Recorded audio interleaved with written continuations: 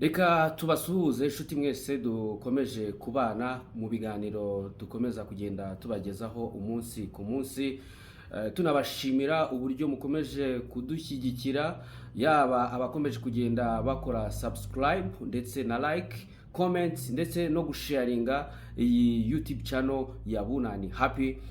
Mwese rero turabashimiye ku buryo mukomeje kugenda muduha ibitekerezo, mudushyigikira mu biganiro dukora, kandi ibyiza tuzakomeza kugenda tubibagezaho. Uyu mwanya rero tuje kuganira namwe ku makuru y'imikino avugwa muri iyi weekend, aho rero turahera hano mu gihugu cy'u Rwanda nk'uko bisanzwe, tuganira ku bigenda bivugwa ahangaha mu Rwanda. Turahera mu ikipe ya Rayon Sport. Muri Rayon Sport rero hari amakuru menshi avugwa muri iyi kipe nk'uko mu biganiro twagiye tubagezaho, twagiye tubigarukaho. Rayon Sport iri gushaka uburyo yiyubaka, ikomeza kugenda igura abakinnyi bagomba kuzayifasha muri sezo igiye kuza ya 2025-2026. Byumvikana ko ikomeje gushaka abakinnyi hirya no hino. Reka rero tugaruke ku bakinnyi Rayon Sport imaze gusinyisha kugeza kuri ubu ngubu.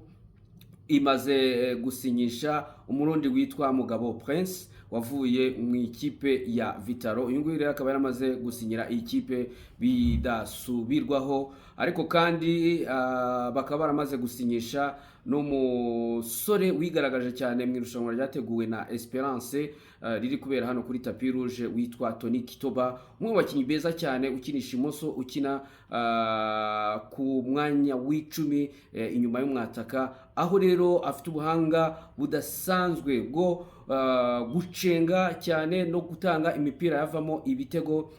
Numwe mu bakinnyi bitezwe cyane muri ikipe ya Rayon Sport ubwo sezo izaba itangiye. Akaba yitwa rero Tony Kitoba, yakiriraga ikipe ya Bukavu Dawa yahariya i Bukavu muri Repubulika ya Demokarasi ya Kongo. Uyu mwaka rero tukazamubona mu ikipe ya Rayon Sport. Bivugwa ko Rayon Sport yamuguze amafaranga angana na miliyoni 10 z'amanyarwanda ku myaka 2.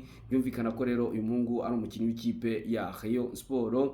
Undi mukinnyi uvugwa muri Rayon Sport wamaze no gusinya, bamaze kumvikana ni ikipe, mubabarire, ni Ntarindwa Aimable, ndetse hari na video mperutse kubereka ari kumwe n'umwe mu bantu bari gushakira abakinnyi ikipe ya Rayon Sport. Uyu Ntarindwa Aimable rero akaba yarakinaga ikipe ya Mukura Victory Sport, aho yatozwaga n'umutoza witwa Lofty.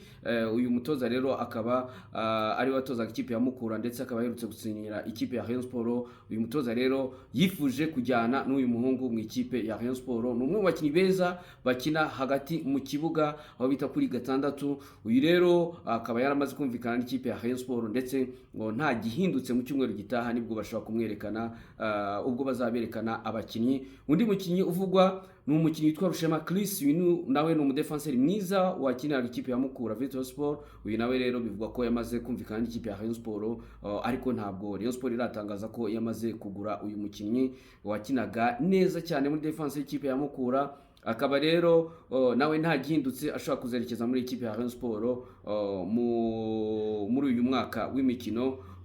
Byumvikana ko rero Rayon Sport dutegereje yuko izatangaza abakinnyi yaguze muri iki cyumweru tugiye gutangira, dore ko bagomba no kuzatangira imyitozo ku itariki 30, cyane ko bategereje umutoza Lofty wari waragiye mu biruhuko iwabo, agomba kuzagera hano mu Rwanda ku itariki 28. Hanyuma imyitozo ya Rayon Sport ikazatangira ku itariki 30, ariko muri iki cyumweru tugiye gutangira byitezwe ko Rayon Sport izerekana abakinnyi zaba yaramaze kugura. Undi mukinnyi nagarutseho ni uwitwa Ivan Ahimbisibwe. Uyu nguyu ni umwataka w'ikipe ya Yura hariya mu gihugu cya Uganda, n'umwe mu bakinnyi bahamagawe mu ikipe y'igihugu ya Uganda ya CHAN. Akaba rero uyu mukinnyi nawe hari ibiganiro byabaye hagati ya Rayon Sport n'uyu musore w'umugande w'umuhanga cyane watsinze ibitego byinshi. Akaba rero ntabwo cyangwa se nta kintu barabasha kugeraho kugeza kuri ubu ngubu, kubera yuko bari ibiganiro birakomeje ariko ntabwo baragera ku mwanzuro, ariko amakuru aturuka mu gihugu cya Uganda avuga ko uyu mukinnyi ari umwe mu bakinnyi bahenze, ndetse uyu mukinnyi ashobora kuba yagurwa amafaranga atari munsi y'ibihumbi 50 by'idolari. Byumvikana rero ko ari umwe mu bakinnyi bahenze, binagoranye ko ashobora kuba yakwerekeza mu ikipe ya Rayon Sport, nk'uko nabigarutseho mu minsi yasize kandi n'ikiganiro twagiranye na Bakame.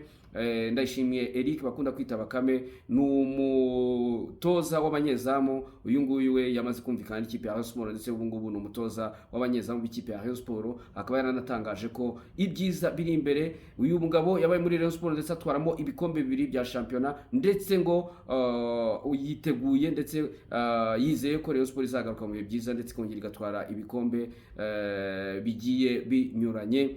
Nibyo rero twaba tuvuze muri Rayon Sport.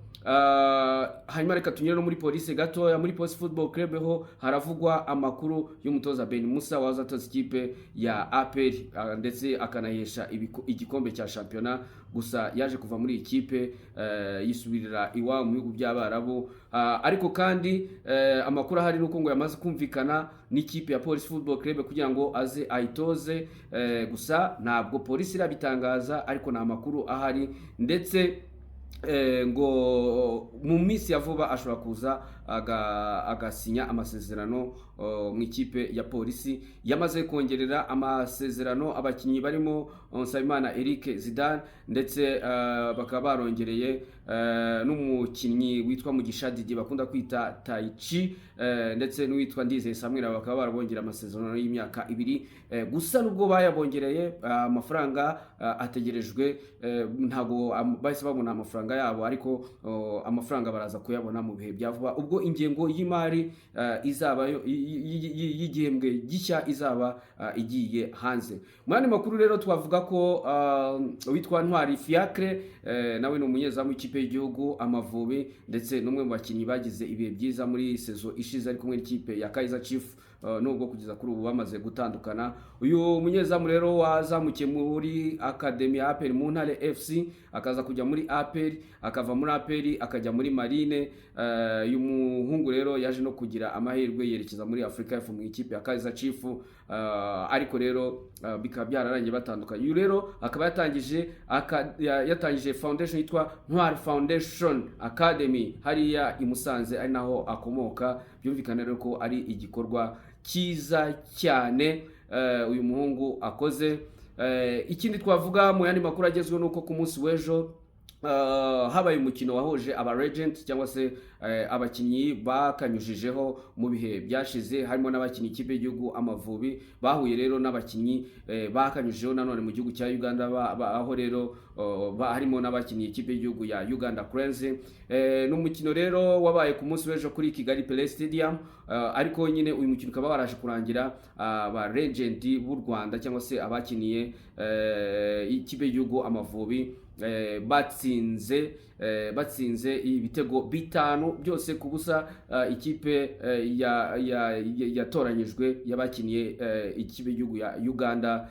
N'umukino wagaragayemo aba legend benshi, dore ko abitwa ba Haruna Niyonzima baragaragaye, abitwa ba Mateso bari barimo, abitwa abangaba ba Eric Shimimana bari bahari, ndetse nabonye hari n'abakinnyi bari bavuye ku mugane w'Uburayi, abitwa witwa Mudakikwa Pablo wahoze akina mu ikipe ya Mukura.